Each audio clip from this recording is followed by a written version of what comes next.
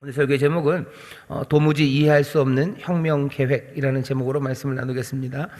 제목이 좀 무시무시하죠. 혁명 계획입니다. 도무지 이해할 수 없는 혁명 계획이라는 제목으로 말씀을 나눕니다. 오늘 예수님이 하시는 말씀 21절을 보시면요, 좀 비장합니다. 예수님이 하시는 말씀 21절만 제가 다시 읽겠습니다. 자기가 예루살렘에 올라가 장로들과 대제사장들과 서기관들에게 많은 고난을 받고 죽임을 당하고 제3일에 살아나야 할 것을 제자들에게 비로소 가르치시니라고 되어 있어요. 이때로부터 그 일을 하십니다. 이때가 어떤 때입니까? 우리가 지난주에 읽었던 말씀이에요. 베드로가 그 아름다운 고백, 어쩌면 그 비밀스러운 고백을 용감하게 말하죠. 베드로의 고백이 이렇게 되어 있습니다. 주는 그리스도시요 살아계신 하나님의 아들이시다라고 고백을 합니다. 일부러 가이사랴 빌립보까지 예수님이 이 사람들을 데리고 갔어요. 적어도 하루가 넘는 길을 멀리 떠나서, 자기들의 홈그라운드입니다. 갈릴리를 떠나서요, 저 멀리 북쪽으로 갑니다. 로마 황제를 위해서 지어진 그 도시, 어쩌면 로마의 그 힘이 보이는 곳이고요, 거기에는 또 굉장히 큰 신전도 있었답니다. 그러니 로마의 힘과 그리고 다른 종교적인 힘, 그 앞에 서서 묻는 거죠. 제자들에게 너희는 나를 누구라 하느냐? 제자들이 대답합니다. 주는 그리스도시고 살아계신 하나님의 아들입니다. 하나님의 아들이라는 뜻은 지난주에도 말씀을 드렸었죠. 베드로가 생각했을 때는 하나님의 아들, 아주 하나님과 특별한 관계에 있는 왕에 관한 이야기입니다. 왕이에요. 당신이 왕입니다. 그것도 그냥 왕이 아니라 그리스도셔요. 메시아입니다. 메시아라고 그냥 이름 붙여진, 아람어로도 메시아고요, 그리고 유대말, 히브리말로도 거의 그렇게 비슷한 발음입니다. 메시아라고 사람들이 다 알고 있는, 이제 오셔서 세상을 구원할 하나님이 보내시는 그 놀라우신 왕, 당신이 바로 그분이라고 베드로가 고백을 하죠. 그 고백에 예수님이 대답하시는 대답도요, 만만치 않습니다. 이 반석 위에 내 교회를 세우신대요. 왕이면 이제 다스리기 시작할 거예요. 나라를 세우실 겁니다. 그 나라, 그것을 어디요? 이 반석 위에 세울 거래요. 이 반석, 이 고백, 이 충성스러운 사람들, 너희들과 함께, 너희들을 통해서 하나님의 나라를, 그 왕의 나라를 세우신다고 얘기를 하셔요. 그러면서 쓰시는 말씀이 내 나라라고는 안 합니다. 뭐라고 그러셨냐면, 기억나시나요? 18절에서 이 반석 위에 내 교회를 세우겠대요. 내 교회를 세우겠다. 사람들은 마태가 여기서 예수님의 말씀을 조금 아나크로니즘이죠. 교회라는 말은 나중에 교회가 생기고 한 건데, 그냥 예수님이 쓰지 않았을 말일 것 같은데 그냥 교회란 말을 가져다 쓴 거라고, 아나크로니즘이라고 뒤에 있는 얘기를 앞에다 갖다 놔서 사람들을 헷갈리게 했다고 말합니다.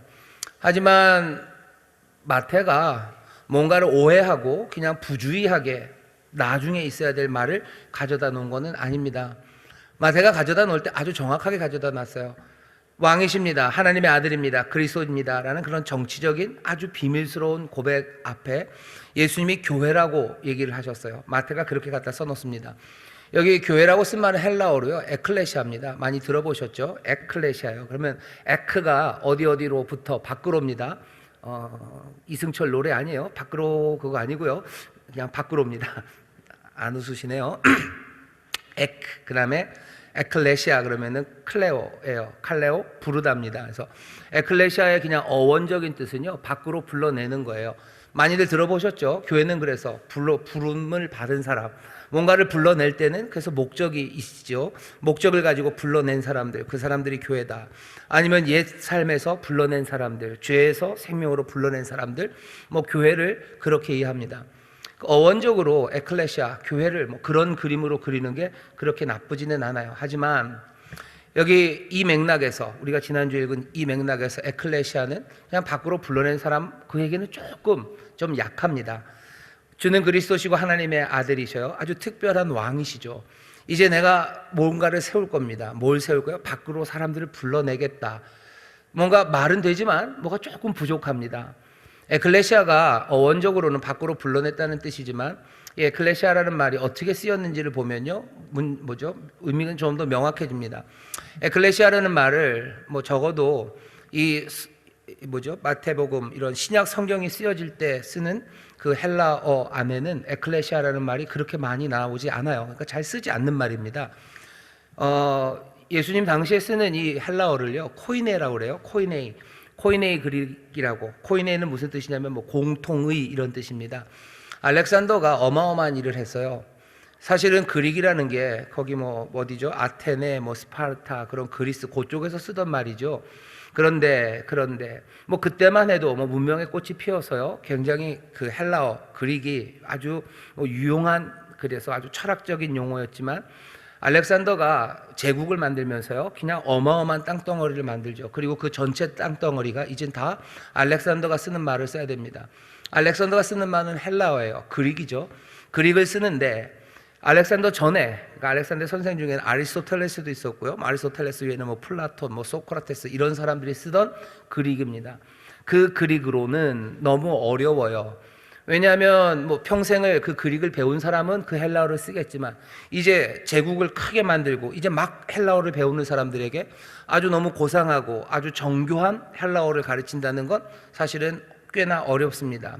그래서 코이네이라는 걸 만들었어요. 공통의, 그러니까 함께 쓸 수 있는 헬라어죠.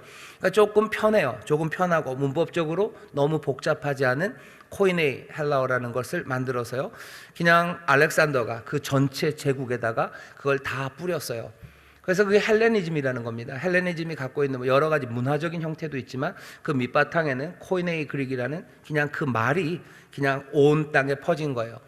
사람들은 적어도 신약학자들, 성경을 말하는 사람들은 알렉산더의 기여를 말합니다. 이 말씀이 온 땅에 그렇게 빨리 퍼질 수 있었던 건 알렉산더가 그 제국 안에 헬라어를 뿌려놨기 때문이에요. 만약에 알렉산더가 없었으면 히브리 말로 된 성경을 아마 사람들이 써야 됐을 거예요. 아니면 아람어로 했어야 될 거예요. 그러면 말이 통하기도 어려워요. 말이 오고 가기도 어렵고 글도 오고 가기 어렵습니다. 하지만 알렉산더가 그 제국을 만드는 바람에요, 전체는 한 문화권이에요. 같은 언어를 씁니다. 그게 코이네이 그릭입니다. 근데 에클레시아라는 말은요, 그냥 그 쓰여지는 말들 가운데는 별로 없어요. 에클레시아가 발견되고 그리고 사람들이 기억하는 건 어디냐면 클래식 그릭이라는, 그러니 알렉산더 그 전에 원래 소크라테스, 플라톤 이런 사람들, 호모 이런 사람들이 쓰던 그런 그릭입니다. 거기에 에클레시아라는 말이 있어요. 거기에 에클레시아라는 말은 그냥 어원적으로 사람을 불러냈다, 그것과 연관되어 있지만 그냥 사람을 불러냈다는 뜻은 아닙니다. 용례가 어떻게 되냐면요, 정치적인 결정을 하는 뭔가 시민의 모임, 이런 게 에클레시아예요. 예를 들면 아테네에 사람들이 삽니다. 아테네 안에는 자유인이 있어요. 그리고 당연히 노예들이 있습니다. 뭔가 중요한 결정들을 할 때요, 그 시민들이 모여요. 그러면 그 시민들이 모인 그 모임을 에클레시아라고 부르는 거예요. 어원적으로도 좀 의미가 있죠. 그 많은 사람들 중에 불러낸 사람들이고요, 불러낸 사람들은 시민입니다. 시민들이 불러 모아져서 하는 건 정치적인 결정이에요. 뭔가를 정치적으로 결정할 수 있는 힘 있는 뭔가 그 단체, 그 모임을 에클레시아라고 불러요. 예수님이 이 반석 위에 내 교회를 세운다고 했을 때 마태는 그리고 또 성경을 기록하는 사람들은 애써 찾은 거죠. 에클레시아라는 말을 찾아낸 겁니다. 잘 쓰지 않아요. 하지만 이 말을 쓰고 싶은 거예요. 그러면 주님이 하시는 말씀은 훨씬 더 정치적인 의미가 되는 겁니다. 한 폴리스라는 도시 국가 안에서요, 에클레시아를 만들 거예요. 뭔가 굉장히 목적이 있는 자유인의 모임입니다. 이 사람들은 중요한 결정을 할 거고 이 통치, 이 정치를 하나하나 실현해내는 그 모임이 에클레시아예요. 주님은 다스리십니까? 예, 다스리십니다. 뭘 세우실 거예요? 교회, 에클레시아를 세울 거예요. 자유한 사람들로 만드실 거예요. 그래서 중요한 결정들, 그리고 그 통치, 거기서 이루어지는 여러 가지 그 나라의 결정들을 할 수 있는 그 힘 있는 뭔가를 세우실 거예요. 어디? 이 반석 위에 세울 겁니다. 그러니 예수님이 오늘 우리가 읽은 본문 바로 앞에 베드로와 그리고 제자들과 주고받은 이야기는 어마어마하게 정치적인 이야기입니다. 베드로와 제자들은 당신이 왕이라고, 바로 그 왕이라고, 그 비밀스러운 하지만 그 놀라운 왕이 당신인 걸 우리는 안다고, 예수님 맞다고, 그래 맞네, 그리고 얘기하신 게 뭐예요? 내가 이 반석 위에 내 에클레시아를 세울 거래요. 그럼 그 다음에 나와야 되는 얘기는 뭡니까? 이때로부터 무슨 얘기를 해야 돼요? 에클레시아, 그 나라를 어떻게 세워야 될지에 관한 이야기예요. 나라를 어떻게 세워갈지, 어쩌면 그 에클레시아라는 그 사람들은 어떻게 구성할지 그 얘기해야 되겠죠. 그러려면 기존에 있던 세상들을 무너뜨리는 이야기가 나와야 됩니다. 이때로부터 해야 되는 이야기는 혁명의 계획이 나와야 돼요. 기존에 있었던 여러 권위들, 그것들을 어떻게 무너뜨릴지 그 계획을 말하고 그것들을 어떻게 디테일로 실행할 수 있을지 하나하나 머리를 맞대고 논의해야 됩니다. 이때로부터 비로소 말해야 되는 건 혁명의 계획입니다. 그런데 예수님 뭐라고 얘기하셔요? 그 혁명의 계획이 말해야 되는 그 자리에서 당연히 혁명의 계획을 말하셔요. 세상을 무너뜨리고 새로운 세상 그리고 새 에클레시아를 세울 계획을 예수님은 딱 말하십니다. 왜? 거기가 그 말을 할 자리예요. 근데 그 계획이라는 게 오늘 설교의 제목입니다. 도무지 이해할 수 없는 혁명의 계획이에요. 많은 고난을 받으신대요. 죽임을 당하신대요. 그리고 제3일에 살아날 거라고 말씀합니다. 오늘 우리가 읽은 말씀은 앞으로 자신에게 일어날 일에 대한 슬픈 예감을 말하는 건 아니에요. 자기의 슬픈 운명을 제자들에게 내 운명은 이렇게 슬퍼질 거다, 갑자기 맥 빠지는 이야기를 하시는 게 아니에요. 예수님은 그냥 그 맥락 그대로입니다. 흥분되는 자리예요. 그리고 뭔가 세상을 바꿀 이야기를 지금 하고 계셔요. 하지만 문제는 도무지 이해할 수가 없는 겁니다. 사람들이 기대했던 건 그런 이야기 아니겠죠. 현재 적어도 이스라엘을, 적어도 이 갈릴리를 아니 좀 넓힌다면 가야 되는 건 예루살렘이죠. 예루살렘에 있는 그 힘을, 거기를 다스리고 있는 제사장들과 그리고 곳곳에 있는 헤롯이라는 이름을 가진 이들, 그리고 그 뒤에 있는 로마, 그 모든 것들을 무너뜨리고 끌어내리는 방법들, 그 방법들이 계획되고 찾아내져야 하는 자리입니다.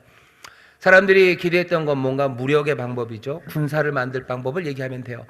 뭐 전면적인 군사 작전이 어렵다면 어떻게 레지스탕스를 만들지에 대한 이야기를 해야 돼요. 그것도 아니라면 뭔가 테러리스트라도 만들어야 되죠. 암살 계획이라도 있어야 돼요.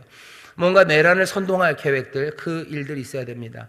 뭔가 전면적인 무력이 아니고 뭔가 사람들의 힘, 뭐 피플 파워를 이용해서 하는 거라면 어떻게 사람들에게서 인기를 얻어내고 그래서 어떻게 사람들을 동원하고 그것으로 압력을 넣어줄지, 그것에 대한 생각들 해야 합니다. 그것도 안 된다면 외환이죠.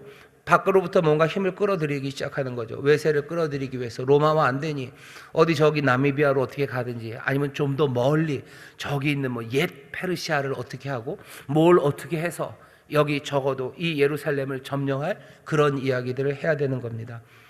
예루살렘으로 행진해 가면서 뭐 사람들, 지지자들 모으고 어쩌면 정부나 아니면 여러 기관에 곳곳에 뭔가를 심어놔야 되는 거죠. 그리고 봉기의 순간, 그 순간을 미리 계획하고 아주 동시다발적으로 뭔가가 터져 나오게 하는 방법, 뭐라도 얘기를 해야 됩니다. 신의 혁명이 그 유명한 소문이죠. 신의 혁명을 할 때도, 청왕조를 무너뜨릴 때도 뭐 그런 식이었죠. 사람들 모아서 각각의 여러 지역에서 동시다발적으로 봉기를 만들어내요. 그러면서 청왕조를 무너뜨립니다. 뭔가 혁명을 위해서는 그런 계획이 있어야 돼요. 뭔가 위험해도 그런 계획이 있지 않고는 한 나라를 무너뜨리고 새 나라를, 새 에클레시아를 세울 수가 없는 겁니다. 멋진 연설, 아니면 그것도 아니면 어쩌면 뭐죠? 뭐 사람들 흥분하게 만드는 구호들, 기습들, 점거들, 점령, 축출, 옥립, 뭐 이런 이야기들이 나와야 되는 자리입니다. 근데 예수님은 전혀 다른 이야기를 해요. 그런 식으로 계획을 세우고, 그죠? 그 다음에 하나님의 나라를 세우고, 그 다음에 인자가 통치하고, 뭐 이런 이야기들. 그 이야기에 너는 이 임무를 맡고, 너는 이거를 맡고, 네 능력은 이거니, 뭐 이걸 하고, 지금 그래야 되는 그 자리에서 예수님은 전혀 다른 이야기를 하십니다. 예루살렘으로 가시긴 가실 겁니다. 그리고 하나님의 나라가 오긴 올 거예요. 인자는 왕 위에 올라서 이 왕은, 이 그리스도는, 이 하나님의 아들은 세상을 공평과 정의로 다스릴 겁니다. 예수님이 그걸 포기하지 않으셔요. 지금 혁명의 계획을 얘기하시는 거예요. 예루살렘으로 가시죠. 하지만 그 나라로 가는 그 길은 예수님이 말씀하시는 거예요. 나의 나라는, 나의 교회는, 그렇게 세워질 하나님의 나라는 제자들이 생각하는 것처럼, 베드로가 생각하는 것처럼 그렇게는 아닙니다. 전혀 다른 정반대입니다. 거기에는 고난과 죽음이 있는 길이에요. 예수님이 가셔서 싸우시죠. 예루살렘에 있는 권세들과 싸우십니다. 하지만 맞서서 싸우시겠지만 결국은 짓밟히는 건 그 사람들이 아니라 예수님이 짓밟히실 거라고 얘기하시는 거예요. 그리고 나서 고난받으시고, 그리고 죽으시고, 그리고 또 사흘 만에 살아나신답니다. 처음부터 끝까지 제자들은 도무지 이 이야기가 무슨 이야기인지 알아먹을 수가 없습니다. 그러니 베드로가 또 대답하는 거죠. 베드로가 예수를 붙들고 간하여 가로되 주여 그리마옵소서, 이 일이 결코 주에게 미치지 아니하리이다. 예수님이 이 말씀을 들으시고요, 아주 신랄하게 야단치십니다. 예수께서 돌이키시며 베드로에게 이르시되 사단아 내 뒤로 물러가라. 너는 나를 넘어지게 하는 자로다. 내가 하나님의 일을 생각지 아니하고 도리어 사람의 일을 생각하는도다 하시고, 베드로에게 사단이라고 얘기하셔. 사단이 누굽니까? 예수님을 유혹에 넘기려고 했던 마태복음 4장의 그 사단이에요. 예수님의 적들 중에 최고입니다. 지금 베드로를 향해서 예수님이 사단이라고 얘기하셔. 엄청나게 엄한 꾸지람을 지금 하시는 겁니다. 오늘 여기까지 이야기를 듣고 나면요, 우리도 다시 한번 생각하셔야 돼요. 주님이 주의 뜻을 이루시기 위해서 우리에게 하시는 말씀이 우리의 생각과 너무나 많이 다릅니다. 아니요, 여전히 다릅니다. 여전히 달라요. 우리의 삶을 바꿔내시기 위해서, 우리의 삶을 바꾸고 이 땅에 정말 하나님의 뜻이 이루기 위해서 주님이 우리에게 주시는 말씀들을 들어보셔요. 주님이 하시겠다는 일을 들어보셔요. 그걸 보면 이게 뭔가 싶은 거죠. 그러고서는 예수님에게 이건 아니라고 말하게 됩니다. 어쩌면 베드로에게 주는 이 엄청난 이 꾸지람은요, 우리 모두에게 주는 경고입니다. 교회 안에서도요, 하나님의 뜻을 이루려는 사람들이 있어요. 위대한 사명을 주시고 주의 뜻을 이루기 위해서 우리를 세우시고, 그래서 열심히 사역하는 사람들이 있습니다. 하지만 그 방법이라는 것이, 그 새로움을 만들어내는 방법이라는 것이 어쩌면 세상이 생각하는 그 기대와 전혀 다른 것을 주님이 우리에게 말씀하셔요. 우리는 거기 이게 아니라고, 그건 아닌 것 같은데요, 위대한 사명, 위대한 약속이 그렇게 이루어지지 않을 거라고 생각하고 말합니다. 그러면 예수님은 어떻게 하실까요? 그냥 그래도 된다고 얘기하지 않으시죠. 엄하게 꾸짖으십니다. 꾸짖으셔요. 다시 한번 생각해야 됩니다. 교회를 사랑하고 또 하나님의 뜻을 이루기 위해서 애쓰는 사람들, 그 사람들 조심하셔야 돼요. 주님으로부터 엄한 꾸지람을 받을 수 있습니다. 교회가 부흥하는 것은 정말로 좋은 일이죠. 교회 부흥에 대해서 점점 교회 성도들이 많아지고 하나님을 믿는 사람들로 이 성전이 가득 차게 되는 것에 대해서 우리 모두가 다 동의할 겁니다. 아닌 사람들도 있어요. 예루살렘에서 하루에도 믿는 사람이 3,000명이 더해집니다. 우리 교회도 그런 역사가 일어나기를 바라고, 얼마나 그런 일이 있으면 감사하겠습니까? 교회의 그런 부흥을 위해서 사람들이 생각을 해요. 그런데 예수님이 그 일을 이루기 위해서 우리에게 주신 방법은 다른 방법은 아니에요. 베드로가 설교한 것처럼 하나님의 말씀을 전하는 거죠. 너희가 죄인이라고 말하고 너희가 어서 회개하고 돌아와 너희가 성령을 받으라고. 회개하고 돌아와 네가 그리스도를 주로 고백하면 너희에게 성령을 주시고, 그래서 너희가 새 삶, 그 삶을 살아갈 수 있다고 복음을 증거합니다. 베드로가 말한 건 그게 다예요. 그거 전파합니다. 그 복음을 통해서 사람들이 오기 시작하는 거예요. 그게 어쩌면 예수님이 우리에게 알려주신 방법입니다. 가서 제자 삼으라고 그러죠. 가서 제자를 삼아라. 아버지와 아들과 성령의 이름으로 세례를 주고 내가 네게 가르쳐 분부한 모든 것을 지켜 행하게 해라. 그게 우리에게 맡겨주신 거예요. 우린 가서 그거 하면 됩니다. 그러면서 점점 더 주의 뜻이 이루어지고 구원받는 자들의 수가 점점 더 더해질 것, 그것들을 꿈꾸면 돼요. 그런데 사람들은 그렇게는 안 될 것 같죠. 왜? 사람들은 요새 죄라는 이야기 듣기 싫어요. 죄 이야기하면 안 되고, 예수님 믿고서 그냥 네가 편한 대로 살라고 해야지, 예수님이 가르치신 거, 그 분부한 모든 것들을 가르쳐 지키라고 하면 곤란하죠. 지킬 수 있는 것들 얘기하고 말할 수 없는 것들은 빼고, 그렇게 해야 뭔가 교회가 더 활기차고, 아니면 주님이 생각하신 것처럼 구원하는 자를, 구원받는 사람들을 더할 거라고 생각합니다. 그러니 말리는 거죠. 그렇게 하면 안 된다고. 주님이 뭐라고 얘기하셔? 꾸지람 하십니다. 아니, 그것 아니다 라고 말씀하셔. 주께서 뭔가를 바꿔내시기 위해서 우리에게 들려주시는 계획들이 있습니다. 그 계획들이 도무지 이해할 수 없는 것들이 얼마나 많은지 모릅니다. 세상과 다른 오늘 낮에 설교했던 설교의 내용이에요. 거룩하게 살아가라 그러죠. 거룩한 자가 되라고 그러죠. 거룩한 자가 되라는 것, 이전에 있었던 세상의 욕심을 따라가는 것, 그것들을 버리는 겁니다. 사람들을 부추겨줘야 돼요. 우쭈쭈 해줘야 되고, 사람들이 갖고 있는 허영심, 그것들을 부추겨야 돼요. 사람들이 갖고 있는 뭐라 그러나요? 존중받고 싶고 내 삶을 인정받고 싶어하는 거, 그거 인정해줘야 돼요. 교회가 사람들을 인정해줘야 된답니다. 아니요, 예수님이 인정받으려고 하지 말라 그러죠. 높은 자리에 가려고 하지 말라 그러죠. 아버지라는 소리, 아비라는 소리 하지 말아라. 선생이라는 소리 하지 말아라. 누구에게도 그런 말 하지 말아라. 저를 위해서 기도할 때 우리의 영적 아버지 그런 얘기 안 하셔도 됩니다. 저도 아버지라는 얘기 별로 듣고 싶지 않습니다. 제 나이가 몇 살인데 아닙니다. 아버지라고 그러실 필요 없어요. 높임받고 존중받아야 됩니까? 내가 한 일에 대해서 인정해줘야 됩니까? 교회가 그거 인정하는 거 뭐 당연한 것 같아요. 하지만 인정하지 않아서 그것 때문에 실망하는 사람들, 그런 사람들 두고 보면 안 됩니다. 예수님이 그렇게 가르치지 않으셨어요. 예수님이 그렇게 가르치셨나요? 뭐 인정받기 위해서 일해라, 인정받기 위해서 일해라. 이러한 사람들, 분명히 하나님의 말씀대로 사랑하는 사람들, 그 사람들 레코그나이즈, 인정해야 됩니다. 아, 이 사람들은 정말로 하나님의 일을 위해서 애쓰는 사람이구나 라고 인정하고 그들에게 순종하라고 가르쳐요. 순종한다는 건 자발적으로 그렇게 수고하는 사람과 함께 일하면 되는 겁니다. 함께 일하면 되는 거지. 내가 뭘 했기 때문에 내가 그거 인정받아야 되고, 그것도 인정해줘야 사람들이 좋아하고, 그래야 사람들이 더 열심히 나오고. 그렇게 얘기하면 예수님 뭐라 그러실 것 같아요? 사단아, 내 뒤로 물러가라라고 분명히 말씀하십니다.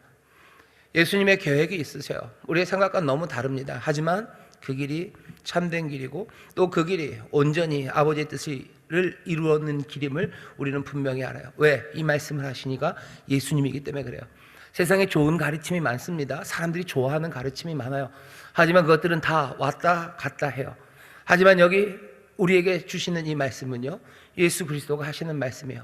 우리는 이 말씀을 신뢰하고 믿을 수 있습니다.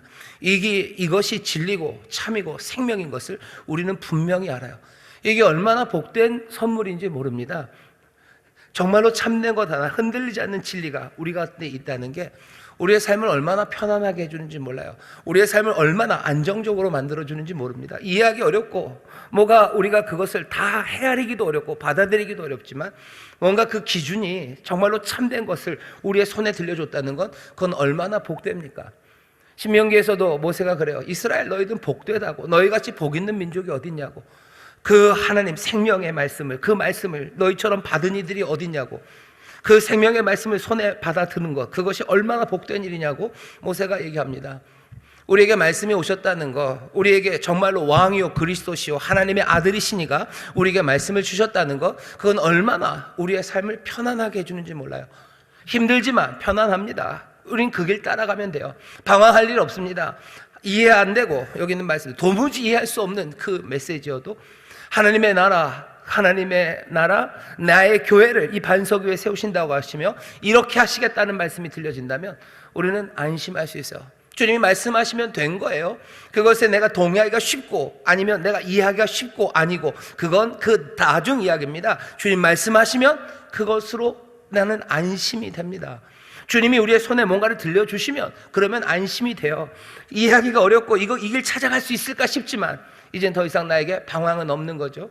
게다가 이 일을 이루시겠다고 말씀하신 이가 어떤 분인지 우리가 알아요. 능력이 많으시고 지혜가 많으신 정말로 그리스도시고 하나님의 아들이 이렇게 말씀하셨다면 우리는 그것들 그냥 믿음으로 받아들일 수 있습니다만은 베드로처럼 하는 게 우리의 인지상정입니다. 도무지 모르겠다는 거죠. 이렇게는 안 되겠다는 거죠. 거기에 대해서 예수님 망설임 없이 야단치셔요. 사단아 라고 얘기하셔요. 예수님 그럴 수도 있지 라고 하지 않으셨어요. 여기 오늘 말씀을 보시면 굉장히 빨리빨리 팍팍팍 진행됩니다. 거기에 대해서 이럴 수도 있지, 그래 내가 너무 심하게 말했구나, 너희들 이해하기 위해서는 내가 뭘 해야 될까? 예수님 그렇게 말씀하지 않으셔요. 그냥 쭉쭉쭉 밀고 나가시죠. 사단아 네 뒤로 물러가라고 말씀하십니다. 그 다음에 뭐라고 얘기하셔요? 그냥 바로 다음 이야기 하셔요. 보셔요. 여기 베드로가 얼마나 어려우면 이런 얘기를 했겠습니까? 근데 예수님 바로 사단아 라고 얘기를 하시더니 24절에서 예수님 뒤로 물러나십니까? 이해될 때까지 설명해 주마 이런 것 아니에요. 도대체 알아들은 거야 못 알아들은 거야 확인하는 일도 없습니다. 너 잘못했어 안 했어 이런 것도 없어요. 그렇게 안 하십니다. 어떻게 하셔요? 밀고 나가시죠. 24절입니다. 이에 예수께서 제자들에게 이르시되 아무든지 나를 따라오려거든 자기를 부인하고 자기 십자가를 지고 나를 쫓을 것이니라. 예수님이 그냥 쭉 밀고 나가십니다. 고난당하실 거예요. 죽임당하실 거예요. 그리고 사흘 만에 부활하실 겁니다. 이게 뭔지 제자들이 이해할 수 없지만 주님은 그렇게 하신대요. 생각과 전혀 달라도 그렇게 하신답니다. 그게 반석 위에 그 나의 교회를, 하나님의 뜻을, 하나님의 그 나라를 정말로 제대로 된 그리스도와 하나님의 아들로서 통치가 그렇게 이루어진다고 말씀하시며 제자들에게는 제자들이 해야 될 일을 그냥 말씀하십니다. 우리가 이해가 안 될 때가 많아도 주님이 그냥 쭉 얘기를 하셔요. 은혜가 많으시고 우리를 긍휼히 여기시는 주님이시지만 주님은 이런 거 보면 굉장히 단호하십니다. 그냥 끌고 가시는 거예요. 가자 라고 하셔요. 너희 십자가 지고 나를 따르라. 아무든지 나를 따르려거든 자기를 부인하고 자기 십자가를 지고 나를 따라올 것이니라. 이해했다면, 아니 이해했다고 생각하시고 예수님을 따라오라는 요청, 그 요구를 하십니다. 나를 쫓으라고, 나를 따르라고, 네 십자가를 지고 나를 따르라고. 어쩌면 다 해결되지 않은 우리에게 이 말씀이 주어집니다. 모든 것들을 다 이해할 수는 없는, 받아들이기도 만만치 않은 주의 말씀 앞에서 주님은 우리를 다그치며 나를 따르라는 음성이 들려요. 이게 다른 사람들의 이야기가 아닙니다. 저와 우리들의 이야기예요. 우리에게 예수님이 그렇게 하시지 않습니까? 우리가 모든 걸 다 알아요. 이렇게 하면 어떻게 될 거고, 이러면 이렇게 될 거고, 뭐 예수님과 다 의논을 했기 때문에 뭐 가는 길에 우리에게는 어떤 무슨 서프라이즈도 없을 거고, 뭐 생각하지 않았던 문제가 우리에게 닥치지 않을 거예요. 그 정도의 충분한 숙지, 논의, 그 후에 우리가 예수님을 따릅니까? 그런 사람이 어디 있어요? 그냥 멍하고 어쩔 줄 모르는 우리에게 그냥 예수님의 음성이 계속 들릴 뿐이에요. 나를 따르라, 십자가를 지고 나를 따르라는 그 말씀이 계속해서 들릴 뿐입니다. 다 이해 안 되고 다 받아들이지도 않는 것 같은데 그냥 그 말씀을 멈추지를 않으시는 거예요. 그냥 좀 다그치시는 것 같아요. 그렇게 말씀하시죠. 여기 이 밤에 이 저녁에 여기 나와 있는 우리 성도 여러분들 이 저녁에 나오신 분들은 어쩌면 오늘 주일 예배를 못 드려서 그래도 주일날 예배를 드리기 위해서 오신 분도 있고요. 또 낮에 예배 잘 드리시고 또 주님 앞에 더 사모하는 마음으로 오신 이도 있고, 아니면 여러 가지 어려운 문제 때문에 내가 집에 앉아 있을 수 없어서 오신 분들도 계셔요. 하지만 이 모든 카테고리 안에 다 공통적인 건요, 누구보다도 예수님 사랑하고 또 예수님을 따르기를 원하시는 분들이셔. 여러분들은 이 경험이 분명히 있을 겁니다. 내 문제는 다 아직 해결되지 않았고, 난 아직 다 이해하지 못하고, 난 여전히 지치고 아프고, 내 문제는, 내 짐은 그냥 이렇게 널브러져 있는데 주님은 그냥 나를 따라오라고, 십자가를 지고 나를 따라오라고 나를 다그치시는 거죠. 그 따라가는 길이 모든 것을 잃지만 동시에 모든 것을 얻는 길이라고 말씀하시며 따라오라고 재촉하십니다.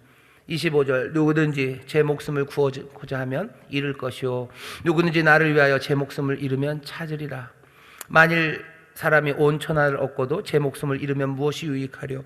사람이 무엇을 주고 제 목숨을 바꾸겠느냐? 가장 중요한 건 여기 걸려 있어요. 그러니 제 목숨을 구원하고자 하는 게 아니라 나를 위하여 제 목숨을 잃는 그 길로 나아오라고, 그렇게 나를 따르라고 예수님 우리에게 말씀하십니다. 예수님 멈춰 서서 얘기하지 않으셔. 나를 따라오라고 얘기하시죠. 예수님 걸어가면서 얘기합니다. 하다 보면 예수님 가실 것 같아요.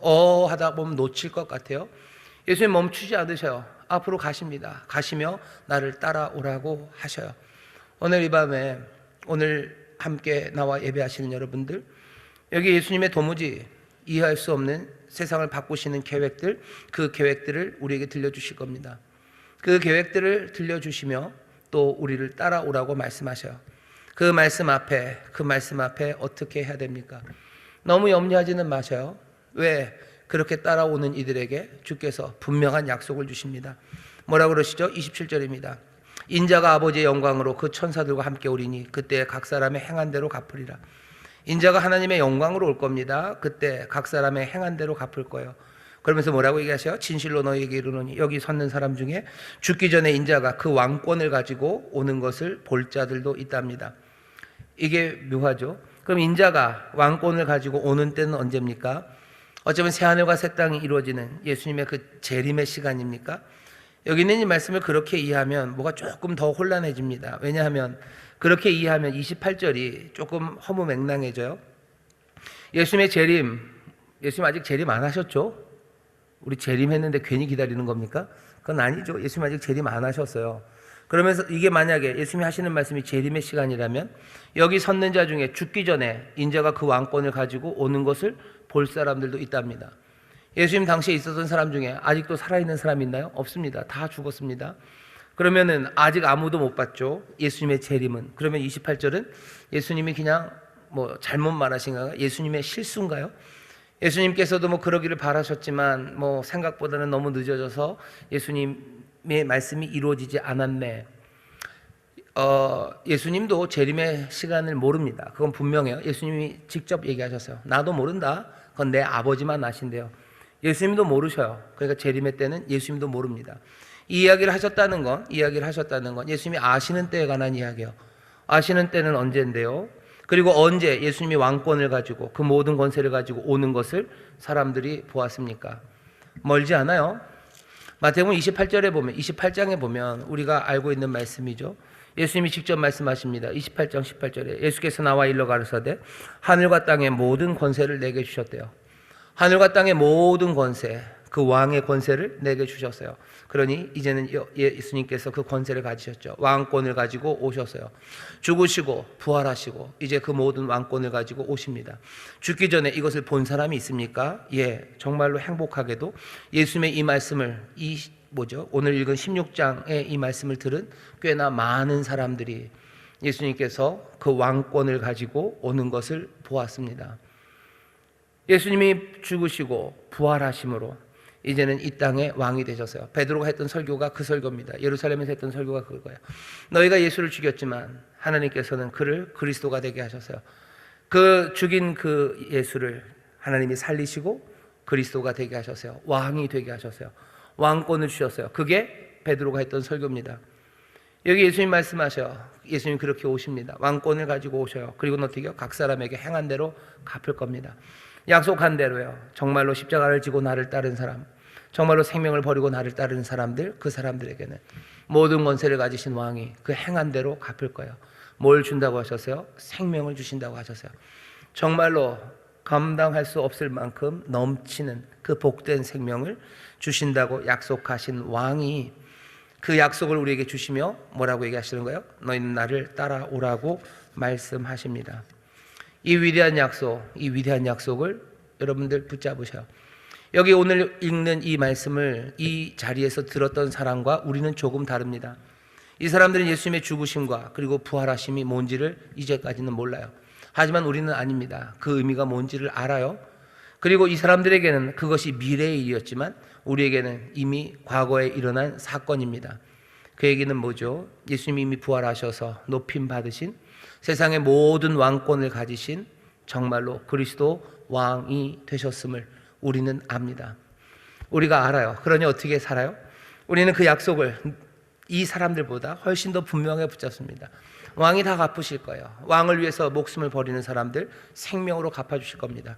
내 생명을 걸고 주를 따르는 사람들, 뭔가 결정이 안 되고 다 이해가 안 돼도 네 십자가를 지고 나를 따르라는 말씀에 따라 나서는 사람들, 그 사람들에게 우리는 이제 확신으로 아는 거죠. 이 왕이 약속하신 바를 주십니다. 뭐라고 약속하세요? 행한 대로 갚아주신대요. 행한 대로 갚아주신답니다. 왕은 행한 대로 갚으실 거예요. 우리가 행한 것에 애누리 없이 갚아주실 거예요. 아니, 넘치도록 갚아주실 겁니다. 우리가 한 여러 말씀대로 순종하는 선한 일들, 예수님 말씀하신 것처럼 옥에 있는 자들 찾아가고 목마른 사람들에게 물 나눠주고 그리고 또 힘들고 배고픈 사람들에게 먹였던 그 모든 일들을 주께서 몽땅 다 갚으신답니다. 이 세상에서 갚으셔요. 그리고 오는 그 세상에서 갚으셔요. 우리에게 주신 그 약속입니다. 우리는 그 약속을 믿고 지금 이 땅에서 십자가를 지고 주를 따르는 그 일, 이러면 안 된다라고 생각하지만 주께서 말씀하신 그 계획들, 그 명령들, 그 이루실 일들을 향하여 우리는 걸어가는 겁니다. 예수님을 따르려면 하지만 여전히 세상이 기대하는 그 방식과는 달리 해야 합니다. 왜? 주님이 하시는 일이 늘 그러셔요. 부활하신 주님께서 갑자기 세상의 왕권을 가졌기 때문에 왕권을 가졌으니 뭔가 훨씬 더 보수적으로 뭔가 현실과 타협해서 그 왕이 뭔가 다른 이야기를 하십니까? 부활하시기 전이나 그리고 십자가에 달리시기 전이나 예수님은 같은 이야기를 하셔요. 어제나 오늘이나 영원토록 동일하신 분입니다. 지금도 우리가 상상할 수 없는, 이해할 수 없는 그 이야기들, 어리석어 보이는 혁명의 계획을 지금도 말씀하셔요. 그리고 지금도 그 일을 이루셔요. 그 교회를 여전히 그 반석 위에 세우셔요. 그 충성된 사람들을 통해서 이루어 가셔요. 하나님의 그 놀라운 통치가 갑자기 예수님이 세상의 모든 권세를 가졌다고 해서 세상의 군대를 불러서 이루실 일도 아니고 하늘의 천국과 천사를 불러서 하실 일도 아니에요. 부활하기 전, 아니 고난당하기 전, 어쩌면 이 한 줌에 불안하고 떨리는 이 제자들을 통해서 그 나라를 이루시겠다고 하시더니 부활하신 주님, 세상의 모든 것들을 가지신 이는 여전히 그 제자들을 불러서 보내시는 거예요. 예수님이 마태복음 우리가 알죠. 앞에 10장, 11장 제자들 보냅니다. 제자들 보내요. 28장 많은 권세를 가지셨으니 이제 세상 모든 것들을 손에 주셨으니 너희들처럼 쓸모없고 능력 없는 것들은 좀 빠져라. 세상의 엘리트들, 빠릿빠릿한 애들, 능력 많은 애들, 걔네들과 뭘 만들어 가겠다고 예수님이 그렇게 소집령을 부르지 않으셔. 그 산으로 누굴 부르셔요? 그냥 이 제자들을 부르십니다. 이 못나고 흔들리고 그냥 얼수룩한 이 사람을 모든 권세를 가지시니까 다시 부르셔요. 그리고 그 사람들에게 같은 명령을 주시는 겁니다. 이 사람들에게는 여전히 도무지 이해할 수 없는 이야기들을 주시는 거죠. 어떻게 세례를 주고 어떻게 그 명령하신 것, 분부하신 것 지켜 행하게 함으로 하나님의 나라가 이루어질지 아직도 생각이 안 돼요. 하나님의 나라가 이루어지는 방법은 그러면 좋겠죠. 세상의 모든 악당들은 그냥 한 방에 어떻게 해버리고, 세상의 모든 거짓말하는 애들은 그냥 다 어떻게 하고, 그냥 하여튼 이렇게 해버리고, 그 다음에 착한 사람들 어떻게 해주고, 그렇게 하면서 그냥 뭔가 눈을 부릅뜨고 사람들 감시하고, 그냥 나쁜 일들은 기미만 있어도 싹싹 제거해버리고, 착한 사람들 그냥 복을 막 팍팍 주면서 그렇게 하나님의 나라를 만들어 가시면 될 것 같은데, 주께서는 그렇게 안 하시고 여전히 이 제자들을 보내십니다. 도무지 이해할 수 없는 방식으로 세상을 바꾸시겠대요. 그게 예수님이 하시는 일입니다. 어리석어 보이는 혁명의 계획, 그건 지금도 합당하게 진행 중에 있습니다. 여전히 우리의 생명에 집착하면 우리의 생명을 잃을 것이고, 예수를 따르는 일에 우리의 생명을 포함한 모든 것들을 다 바치면 생명을 얻게 될 거예요. 여전히 그 방식으로, 도무지 이해할 수 없는 방식으로, 그 방식으로 세상을 다스리시며 역사하신답니다. 이해할 수 없는 방식이지만 진지하게 이 방식을 받아들이는 사람들이 있어요. 믿음으로 주의 말씀이니 내가 주를 따른다고 이 일에 우직하게, 그리고 믿음으로 따르는 사람들이 있습니다. 이 사람들을 뭐라고 불러요? 믿음의 사람들이죠. 믿음의 제자들이죠. 그리고 이 사람들을 통해서 주님은 그 통치를, 그리고 세상을 새롭게 하시는 그 혁명의 계획을, 하나님의 나라가 이 땅에 임하는 당신의 교회를 세우는 그 일을 지금도 이루어가고 계셔요. 예수님의 교회가 어떻게들 서갑니까? 어떻게 서갑니까? 무슨 세상에 제일 똑똑한 사람들과, 그리고 세상에 가장 돈 많은 사람들이 교회를 세워가는 것은 아닙니다. 지금도 이 믿음의 제자들처럼 말도 안 되는 것 같아도 내 생명을 걸고 십자가를 따르고 주님을 따라 헌신하는 사람들, 도무지 이해 안 돼도 주의 말씀, 그 말씀으로 살아가기 위해서 몸부림치는 사람들, 그 사람들 통해서 교회가 세워져 가는 겁니다. 거룩한 사람들, 거룩하게 살아가는 그 사람들을 통해서 교회가 만들어져 가요. 오늘 이 말씀을 들으면서 우리가 물어봐야 되는 질문은 다른 게 아닙니다. 우리는 이 도무지 이해할 수 없는 혁명의 계획에 우리는 기쁨으로, 아니 어쩌면 전심으로 이 말씀을 진지하게 받아들이는지입니다. 그 다음에 생각할 수 있는 건, 그 다음에 우리의 삶은 어떻게 되어갈까요? 우리가 이 말씀대로 살아가면, 내가 이 말씀 받으면 우리의 삶은 어떻게 되어갈 겁니까? 말씀 안에서 소망하셔요. 뭐라고 말씀하셨는데, 행한 대로 갚으시고, 또 나를 위하여 제 목숨을 잃은 사람들, 그 사람들은 생명을 찾되 넘치게 찾을 겁니다. 그 약속의 말씀을 우리는 마음에 담고 그 삶을 꿈꾸며 걸어가는 사람들입니다. 주께서는 어제나 오늘이나 동일하셔. 오늘 밤에도 똑같이 우리의 삶을 바꾸시려는 당신의 계획을 말씀하실 겁니다. 도무지 이해할 수 없는 그 길을 우리에게 말씀하실 거예요. 하지만 주의 말씀이니 그 말씀을 진지하게 받아들이고 그 말씀대로 살아가는 믿음의 제자들, 그렇게 복된 하나님의 사람들, 정말로 주께서 그 생명을 채우시는 예수님의 정말로 사랑스러운 제자들이 되시기를 주의 이름으로 축원합니다.